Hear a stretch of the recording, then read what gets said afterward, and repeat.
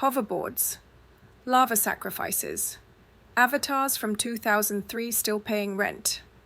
I didn't just watch the dead game video, I joined it. What I found wasn't dead, just stuck in time. You're not ready for this level of nostalgia, chaos, and community weirdness? I came across this video the other day, and the title for some reason intrigued me. I spent 30 days in a dead game. No idea what it was going to be about, but I clicked and somehow watched the whole thing. That never happens. I don't even watch my own replays all the way through. These days, I'm lucky if I make it past the first 90 seconds before I'm off chasing some other disaster. Turns out the video was about a virtual world called there.com. I had never heard of it. It launched the same year as Second Life, 2003. That blew my mind. Because while Second Life mutated, evolved, upgraded, broke things, fixed them, added mesh, broke mesh, introduced PBR, lost its mind again. But there.com just stayed. Like someone froze it in time and forgot to unpause. Watching it, I couldn't help but think of what Second Life felt like in 2006. Not what it looked like, but what it felt like. Simpler, slower, emptier, but still full of meaning for the people who lived there. So I signed up, and oh my gosh. The website? Straight out of 2003. I mean, if nostalgia had a scent, it would be that login screen. Straight up. You pick, male or female. Choose from like 5 hairstyles, some vaguely 2000s clubwear, a couple of shoes, and pick your skin tone. That's it. No sliders, no tweaks, no 14-hour avatar setup like in Second Life. Just boom, you're born. And then you're launched into the world. Except not really, because you're in this tiny little window where you can barely see anything, like trying to play a game through a letterbox. There were a few people nearby, maybe? Or NPCs? Hard to tell. I was too busy trying to figure out the controls, which felt like trying to drive a forklift using a PlayStation 1 controller. And the landing point? It was this weird little obstacle course to teach you how to move. I don't know. Déjà vu? Anyone?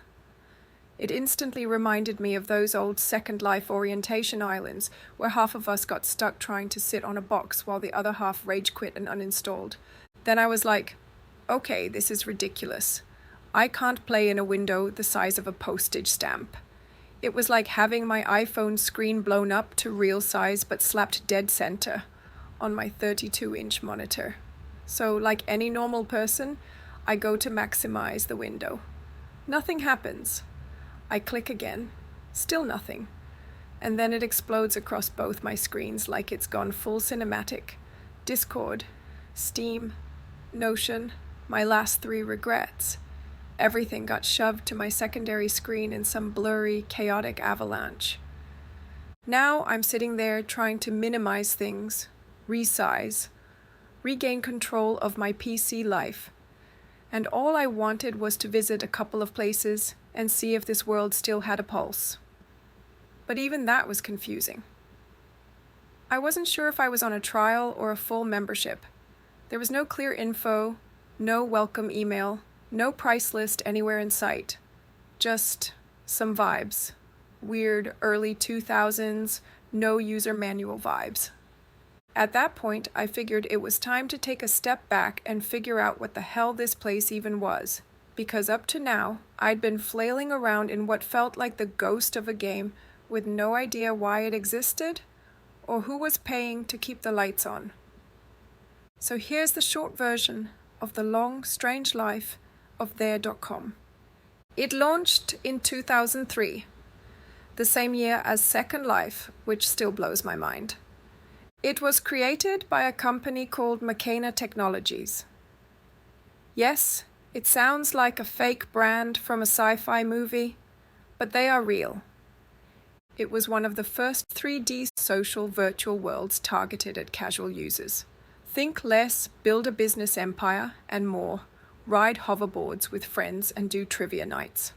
In 2010, the platform shut down, officially due to financial issues and probably the fact that everyone had wandered off to shinier things. But then, out of nowhere, it came back in 2012 with a $10 per month subscription fee and a new rule. You had to be 18 plus to play, and somehow it never died again. It just drifted, slowly, quietly, kept alive by a small group of loyal users who, for reasons I couldn't understand yet, never left. Oh, and get this, they also sell land, like actual neighborhoods, which at first I thought, okay, cute, that's very 2003. But no, someone said it costs $100 a month to own one, $100, for a world that looks like it should be running on Windows XP with dial-up. And I'm sitting there like, wait, isn't this the same monetization model as Second Life? You've got in-world currency? Yep. People making their own stuff and selling it? Yep. Events, clubs, trivia with names like Francis 7? Hell yes. Land ownership and subscriptions, full Second Life starter pack. Honestly, it's like there.com copied Second Life's business plan, but never updated anything past 2006. Meanwhile, Second Life has been through 3 identity crises. Added mesh, broke mesh, added PBR, broke that too, flirted with a mobile app, and is still out here charging rent like it's Manhattan. But somehow, there.com just stayed there. Same vibe, same graphics, same kind of community, just older, smaller, quieter. And weirdly, people are still paying for it. Like, real money, every month, by choice. I did some lurking on the subreddit, and of course the pricing came up. A few people said they quit because $10 a month felt like too much. Some were saying $4.99 would be more reasonable, which, fair. I mean, for what there.com offers in 2025, it's not exactly a content buffet. It's more like going to a tiny old cafe where they still serve the same 3 meals from 2006. But the people there, still showing up every week, ordering the usual, and loving it. But what is a reasonable price when you don't actually know the running costs? Like, is $10 too much for hoverboard nostalgia and mountain jumping rituals? Maybe. But if you're having fun, like really having fun, the kind that makes you laugh and forget the time, then what's that worth? I thought about Destiny. The last few years I bought the expansions not because I loved the gameplay, because the grind became soul-sucking, but because I wanted to stick around for my friends, just to be there. And that's the same kind of energy I feel in there.com. People aren't paying for the features, they're paying for the connection. What did surprise me, though, was the 50-cent age check. Like, yes, it's technically refunded in their bucks, but still, you have to pay to prove you're an adult? It gave me IMVU flashbacks, where you also have to cough up a few bucks just to unlock basic human interaction.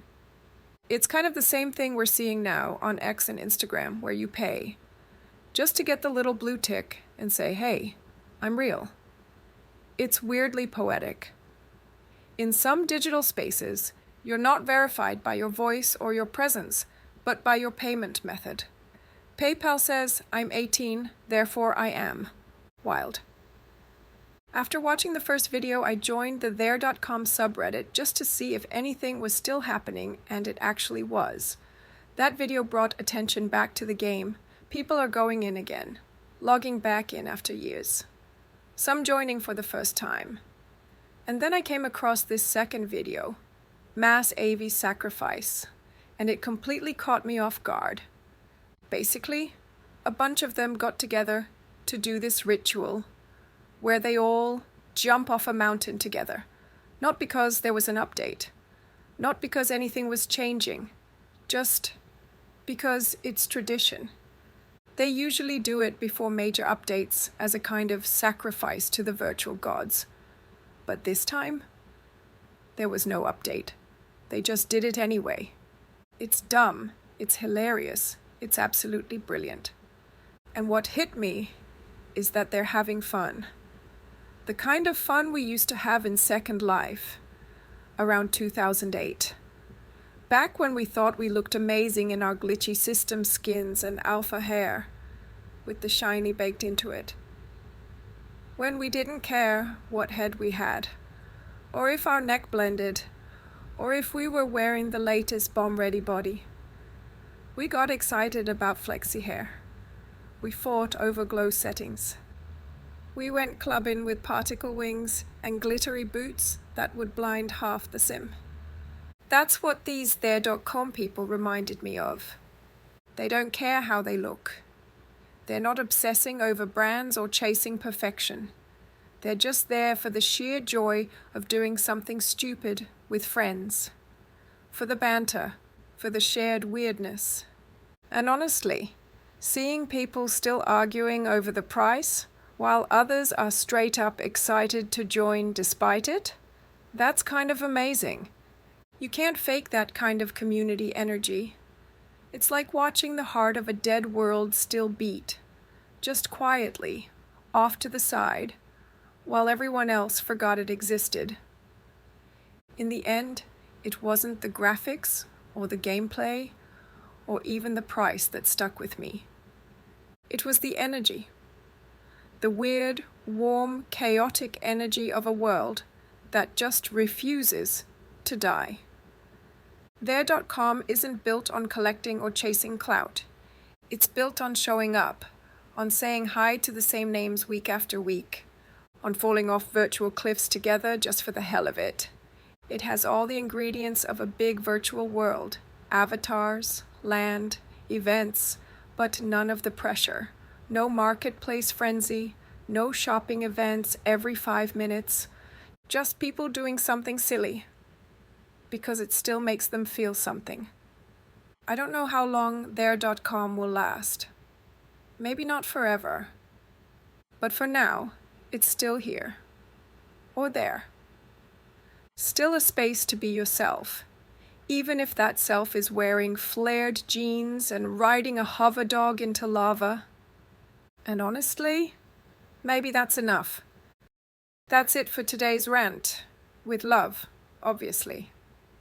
If you liked this strange journey through outdated interfaces and mountain jumping cults, hit the thing, do the thing, you know how this works. And if you didn't like it, I hope you trip over your own hover dog mid-sacrifice and land in a lava pit of nostalgia. This has been Pris, fighting pixel crimes one confusing UI panel at a time.